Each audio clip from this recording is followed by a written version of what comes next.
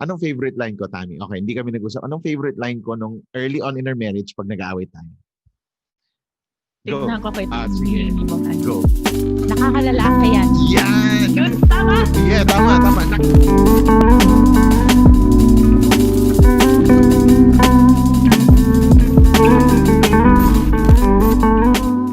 This is our session 2, meeting the needs of your spouse. We'll go on meeting the needs of men and then meeting the needs of women. So let's go to meeting the needs of your spouse. What a man needs. Ano ba kailangan ng isang lalaki? No. Before we jump off to that, mayroong survey na ginawa si Gary Smalley, one of the psychologists sa US. He's a Christian psychologist and author. And he asked men and women kung ano yung needs nila. No? So sa men, napakadali. Okay. Sex came out number 2 according to survey. So ang lalaki kailangan ng sex. Yung number 1, hindi ko alam kung ano yung number 1. No? Pero basta sex is number 2. Nung tinanong sa mga babae, kung ang sex, nasaan alam nyo? Number? Hula. Bilis, Hula. type kayo. Okay. Hulaan nyo. Number Type kayo. Number 5. Sabi ni Glenda, number Grabe, ang 5. taas ni Glenda. Yung iba, talaga nagpahula no? Survey says. Survey says, okay, sex is number 13 in the women's need. Doon lang sa survey niya. Alam nyo ano yung number 12? Tami, ikaw na sumagot. Gardening. Nauna pa. Gardening together. Mukhang na-quarantine sila nung nag-survey. Nauna pa yung gardening kaysa sa sex. Parang napakasakit sa isang lalaki yun. Alright. So, as you can see, sobrang iba ng lalaki at babae. No? I think it's acknowledging the difference between a man and a woman and understanding their needs, yung language nila. I know there's love languages that we talk about, but really, there's a difference between a man and a woman. Now, in Ephesians 5:22-24, it says, "Wives, submit to your own husbands as to the Lord. For the husband is the head of the wife, even as Christ is the head of the church, his body, and is himself its Savior. Now, as the church submits to Christ, so also wives should submit in everything to their husbands." We'll look at key principles dito sa Ephesians 5:22-24, kung anong kailangan ng isang lalaki. No? So number 1, men actually needs honor.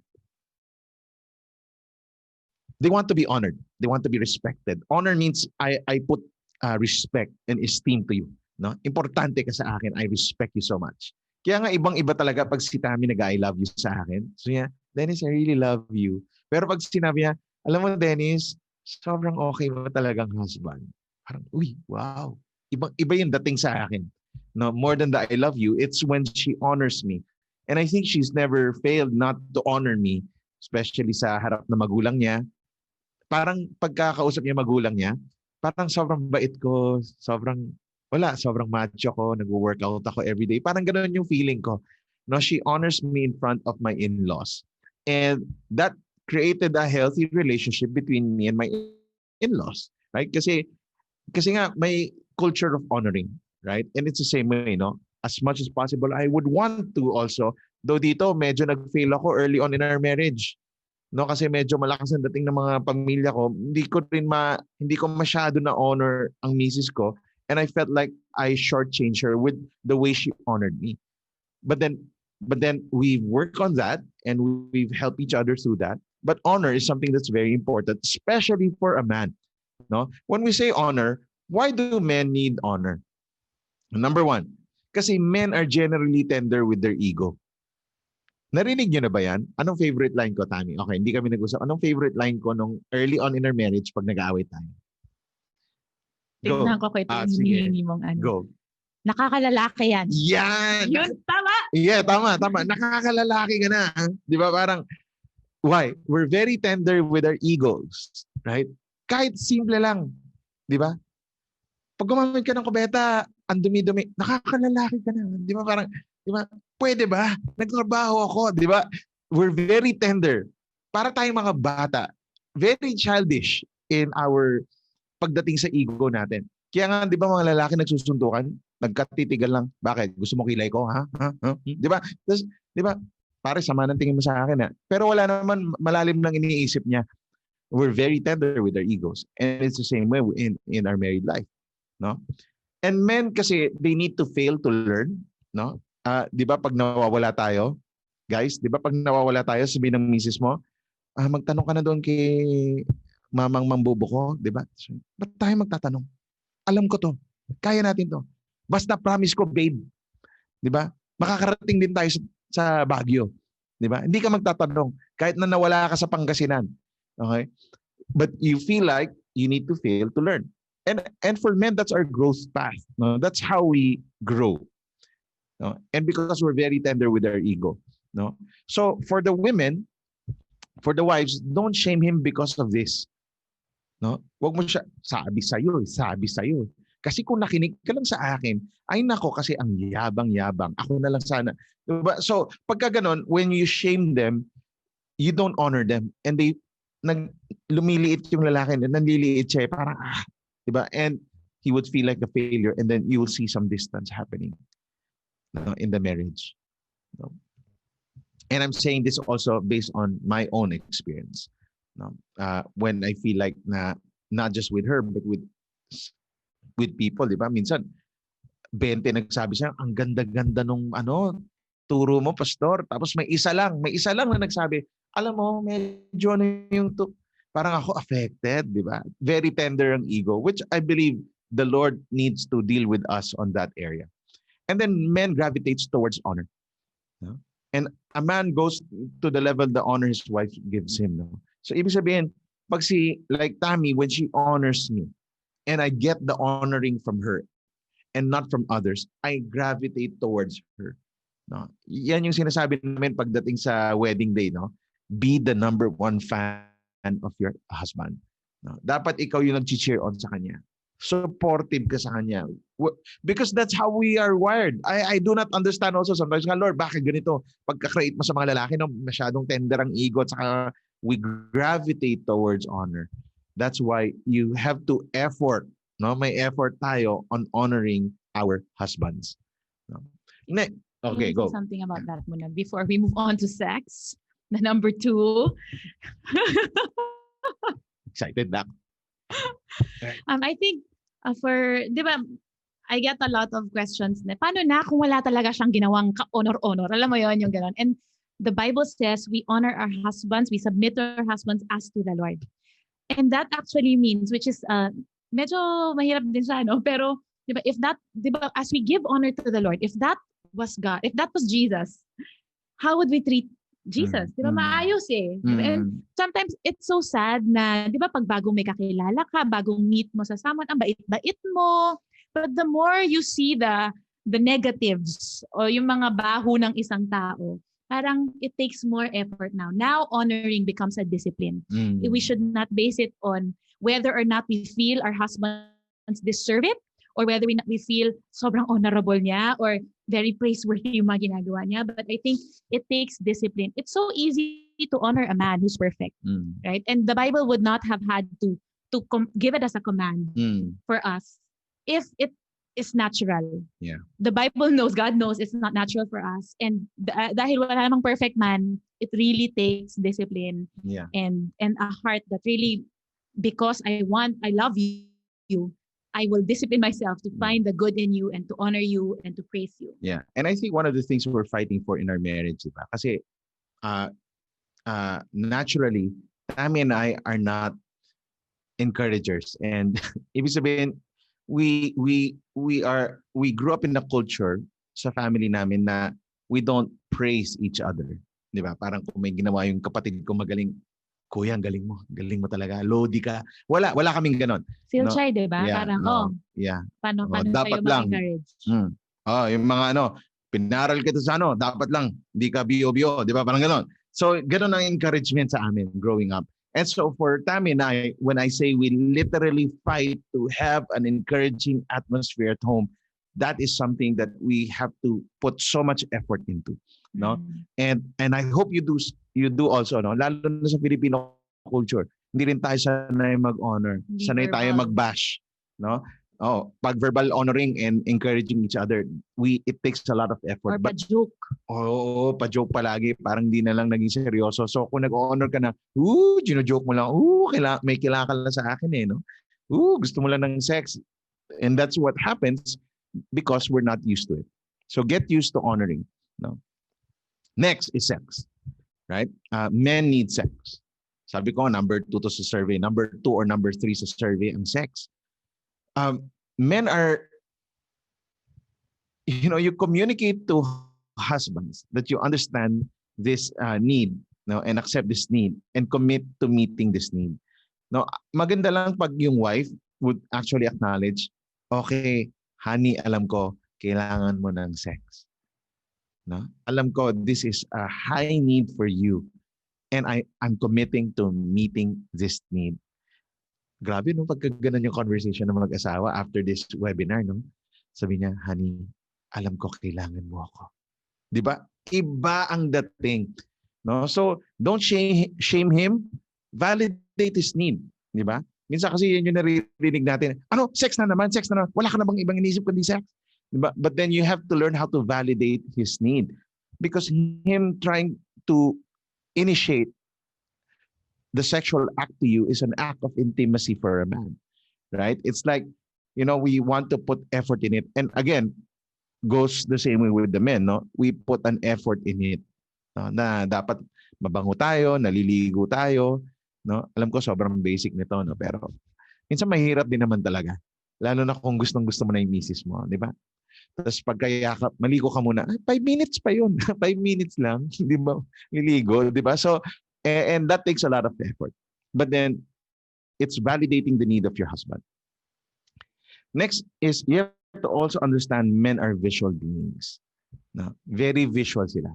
Minsan ka natatawa ako kasi may mga lalaki, sobrang, this is to be brutally honest, no? Parang yung misis nila, ang ganda-ganda, tumaba lang ng konti. Kasi nga, laging binubuntis ni mister. Tapos si mister sobrang taba. Tapos sabihin niya sa misis niya, tumataba ka na. Parang kapal na mukha. Di ba? Siya yung obese. Di ba? And why? Because men are visual beings. Ako minsan, hindi ko maintindihan yung mga ganong conversation na mag-asawa. Parang, wow sinabihan mo misis mo mataba. Ano ka? Di ba? So parang, because men are visual beings. No, I'm saying it because naturally, ganun ang lalaki. Parang, ang weird ng wiring niya minsan na na-attract talaga siya visually, not orally or not, di ba, not through smell, yung perfume, but more of a visual. No, so meron ka bang sasabihin dito about visual beings? No, I think pa for the wives, di ba, we sometimes get insecure about our bodies. And we try to, wala, ganun talaga. We also have to understand that how we are usually hard on ourselves and how we see our bodies. But our husbands, they just really love us. Yeah. And parang for them, they don't see. Di ba tayo yung hard sa sarili natin? Parang we see the flaws. The husbands don't. Yeah. May ibang cases lang na yung ganon, malait. But I think that's something else to work on. There's something else that needs to be worked on there. Yeah. It's the selfishness, I think. Kaya may mga hirit na ganon. Pero like for Tammy, sometimes sabihin niya, nako, ganito. Parang ako, I don't even see it. No? And sometimes feeling niya, binobola ko siya. Pero ako, no. You're my wife. You're my standard. Di ba? Parang for me, you're beautiful. Di ba? And I need you in my life. Right? And not just in terms of sex, dahil lang gusto ko makipag-sex. But really, the intent of the heart is when I see her, I see beauty. I see that this is my wife. This is the woman that I choose to marry, and she's beautiful. Oh, can I say something about that? Pero baka hindi connect, no? Pero, so husbands, dahil alam nyo rin, kami mga wives, we need your affirmation and assurance. Kung gusto nyo may makita kayo na hindi kami, we can be comfortable in our own skin din talaga, it matters a lot to us. Yeah. How you communicate to us. Yung appreciation ninyo, ganyan, the good that you see. Yeah. And not just physical, right? Yes. Kunyari, Tami, alam mo, appreciate ko talaga na in-homeschool mo yung mga anak natin. No? And that's learning how to appreciate them. Right? And then, couples don't usually have the same desire at the same time. Napansin nyo ba yon?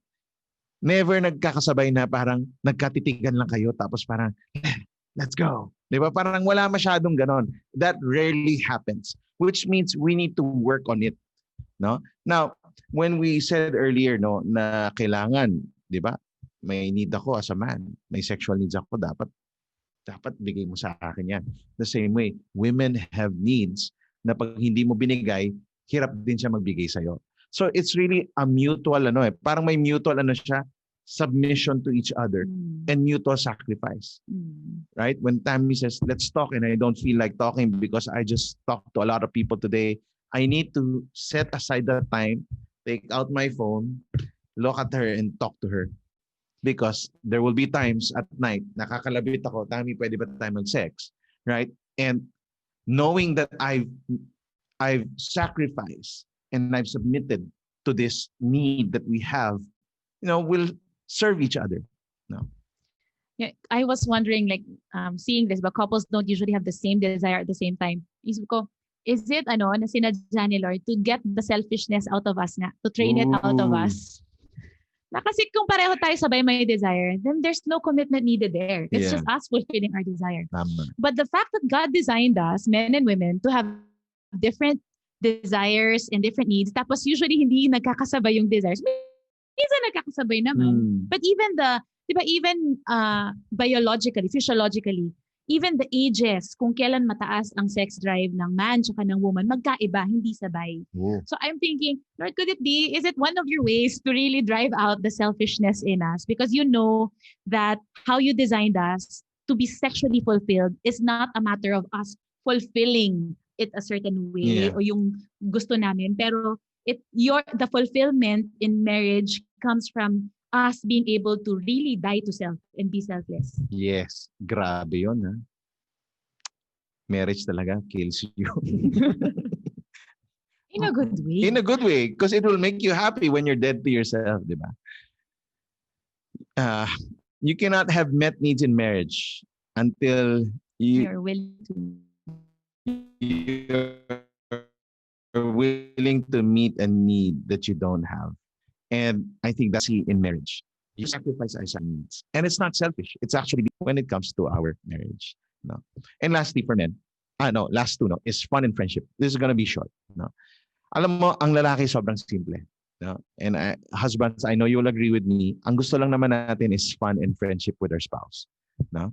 Nung tayo pa, di ba, nung mag-boyfriend, girlfriend, magkasama tayo sa park, nagbabike tayo together. Right? So men need fun and friendship.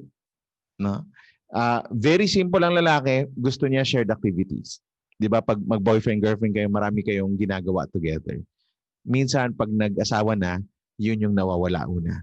But then it is critical for a man because it's a need of a man to have fun and friendship. No? So encouragement to the wife, before being a mother, go out of your way to be his friend and do things that are enjoyable for him. No?